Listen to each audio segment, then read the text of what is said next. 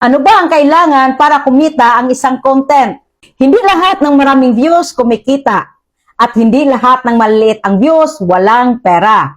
Gusto mong malaman kung ano ba talaga ang kailangan para kumita ang isang content? Manood ka hanggang dulo. Kung isa kang content creator na nagtatanong, bakit ako nagpo-post araw-araw pero wala pa rin kita? Itong video na ito ay para sa'yo. Tip 1. Clarity. Dapat malinaw kung para kanino ang content mo, sino ang makaka-relate sa mensahe ng content mo. Unang kailangan para kumita ang content ay clarity. Hindi pwedeng lahat ang kausap mo. Tanungin mo sarili mo, sino ang target audience ko? Ano ang problema nila? Ano ang maitutulong ng content ko? Kapag malinaw ang audience mo, mas madaling pagkakatiwalaan ka. At kung may tiwala, may kita. Tip 2, value. Hindi puro post. Dapat may silbi. Hindi sapat na maganda ka sa kamera. Hindi sapat na aesthetic ang feed. Kumita ang content kapag may tinuturo, may sinusolve na problema, may inspirasyon at may direksyon. Tandaan mo to. Platform don't pay for content. They pay for value.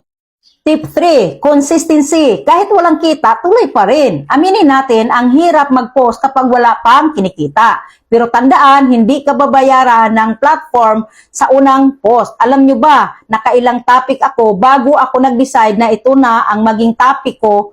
Kung sumuko ako, hindi nyo ko makikilala. Char.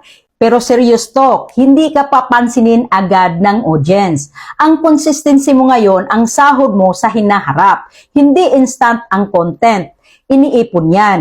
And tip 4, tiwala or trust. Ikaw mismo ang produkto. Kumikita ang content kapag pinagkakatiwalaan ka. Paano nabubuo ang tiwala? Totoo ka dapat. Hindi ka nagpapanggap. May resulta ka o may proseso kang pinapakita.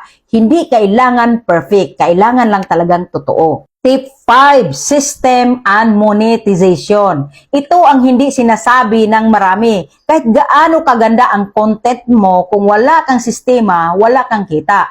Tanungin mo, ano ba ang binibenta ko? Ano ba ang ino-offer ko? Paano ako kikita sa views ko? Hindi masama kumita sa content. Masama ang walang direksyon. Kung zero pa ang kita mo ngayon, hindi ibig sabihin wala kang patutunguhan. Baka nasa training season ka pa. Kung may value ka, kung consistent ka, kung may tiwala, darating ang kita. Huwag kang tumigil. May taong naghihintay ng content mo. Hindi pa lang sila dumarating. Kung nakakatulong ang video na ito, i-like, i-share at i-follow mo ako para sa mas marami pang tips at motivation. Sana nakatulong ito sa iyo.